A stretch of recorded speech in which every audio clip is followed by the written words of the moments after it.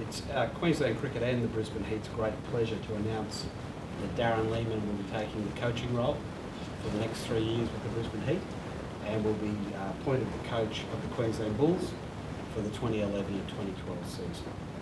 I want to take this opportunity to thank Justin Stearns for the excellent work that he's done looking after the Bulls for the last little bit, and also assisting Darren in the 2020 competition. Justin will be continuing to work with Darren going forward, and we're looking forward to a good association and a very long association, both from the Heat's point of view and the Queensland Bulls with Darren. Oh, it's my turn. Thanks, Chairman. Obviously, it's a great opportunity for me personally, but also to develop with a great organisation. I think the Bulls and the Heat have got a great thing going here. They've got a great board. I thank the board for the appointment. Also thank the staff for backing me throughout the 2020 campaign, and the players, and to James Hope's the skipper. I thank him for his support, and looking forward to working with the young players and changing what's been an up and down season, I suppose, for us, but moving forward into an aggressive brand of cricket that will bring people back to the game, especially the Gabba. It's different to South Australian coming up to Queensland and coaching, but it's one role I'm really looking forward to, and it's been great to be involved from the 2020 and the last few Shield games to have a look what we've got and what we need, and moving forward into a successful campaign coming next year. So looking forward to the role and thoroughly enjoying what has happened so far, and more importantly the success that's about to come.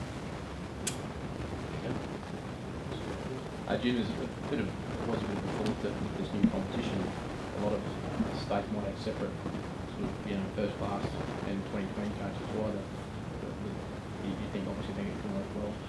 Well, Ben, we've only appointed Darren for the Bulls job for the 2011-2012 season. I think it can work in the first season, but I certainly acknowledge that I think it would be a challenge to have the same person do both roles in the long term. And that's mainly because at this stage it could be the case that you've got different personnel for different teams, and that's going to have some challenges for coaches, selectors along the way. So the idea is for the first year it would be Darren, but then at the end of this season we're going to review the whole high performance area within Queensland Cricket, and then we'll sit down with Darren during the course of the year and work out what his role is with the Bulls and with Queensland Cricket going forward. I have no doubt, however, there will be a role with the Bulls with Darren in the next 3 years, but it may not be the coach in the long term. But he's certainly, and most foremost for us, Darren is going to be that Brisbane Heat coach, and that's a really important role, because that's going to be an exciting brand of cricket. It's going to be someone that we need a lot of experience in that brand, and Darren brings that with his role at Deccan Chargers and also winning the IPL in his first year with the Royals. That for us is going to be someone who will be able to work with our players and bring the best out of them and play a very exciting form of cricket for the Brisbane Heat. Jim, just speaking of the Brisbane Heat, at this stage there seems to be a little bit of darkness surrounding the whole thing. Has Queensland signed a letter of agreement with Cricket Australia? No, we're in final, all the states associations at the moment negotiating the final form of the participation agreement. We're hoping within the next week or two that will be done and dusted, and we'll be able to sign and get on with the job.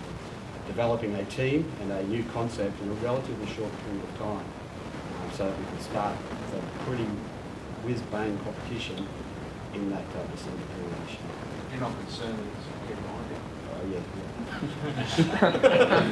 every state, and Cricket Australia is concerned as well. There's two major things that need to happen. We need to get the participation agreement squared away, and we need to get the rules around the availability of players, who you can have and how you're going to select them, how they're going to come on board. That needs to be done relatively quickly. And I would emphasise and I would encourage both Cricket Australia and the ACA to get that done as quickly as possible, because time is getting short. Darren, your thoughts on Shield cricket? It's seemingly been a problem child for Cricket Australia, cricket in general in Australia, that no one seems to support it from the fan base. Can we ever expect that to come back, or is that not part of it? I think it's still very much a part of Australian cricket. Considering we've got to get back to #1 in the Test playing nation to really get our supporter base going. So it's still there. In what format, I'm not sure going forward. As Jim said, it really depends on how the Brisbane Heat and the 2020 franchises move ahead. how many games they play, how you fit into an international schedule, who's available, who's not. But at some stage, you know, the Shield cricket is so vital for us going forward as a nation to get us back to #1. So it's still going to be there. In what format, only time will tell. And we've got to get the best quality of cricketers improving the game. So that's where we're at. And again, it's just about timing. Well, #1 at Test cricket or #1 in 2020, that's more important. I think you've got to be #1 at all. I'm greedy. I think you've got to be the best side at all forms. And normally, if you're good at one form, you can transfer that into other forms. So for us, you've got to be the best Test playing nation you can be. And as a franchise, you've got to be the best 2020 you can be. And domestically, you've got to be the best side you can be. So you've got to be greedy and be the best at all forms. And most players these days can transfer into either form. You've dipped your toes with this side so far. What are your thoughts? Love it, love it. I mean, in coaching in general for me has been a passion. I wasn't sure that I enjoyed it or not, but I actually love coaching. And dealing with the Bulls, decking was great fun, and the Bulls brings a different challenge again with the Bulls in a 4-day, 1-day setup, and the Heat in 2020. The players have been magnificent. They're young, they're raw, they need a lot of help. We all need help.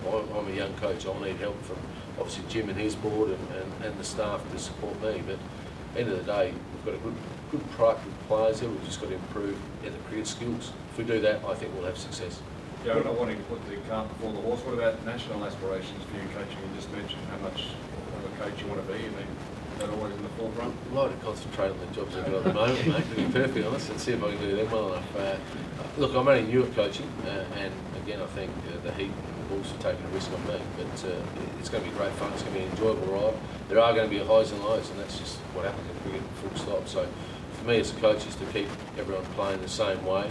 The belief we have in the way we're playing, I think, is right. The players do enjoy it, so now it's a case of actually implementing that, not just 2020, but also 4-day cricket, 1-day cricket. Well, when you were playing, the Bulls were probably been the Indians, most states, I guess, they have really good rain power. How do you sort of get them back to that? What do you think sort of happened in the last 5 or 6 years? Because they certainly haven't had that success.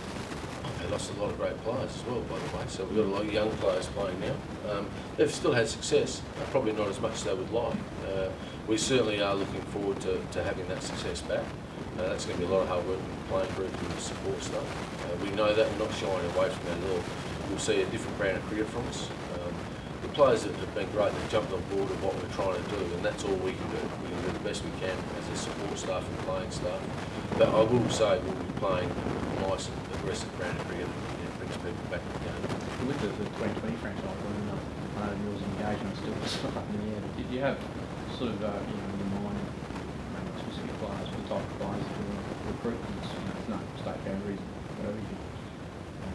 Yeah, you certainly do. Someone that can whack out of the ground every ball. It'd be nice to start and bowl 150 clicks and swing it.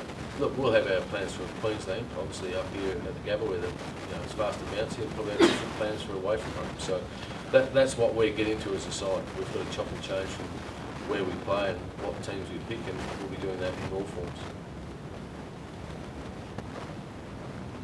Coaches again at time, you want to get some overlay. We've got the Futures League game being held outside Oakley Fields, so we're going to take Darren, Jim,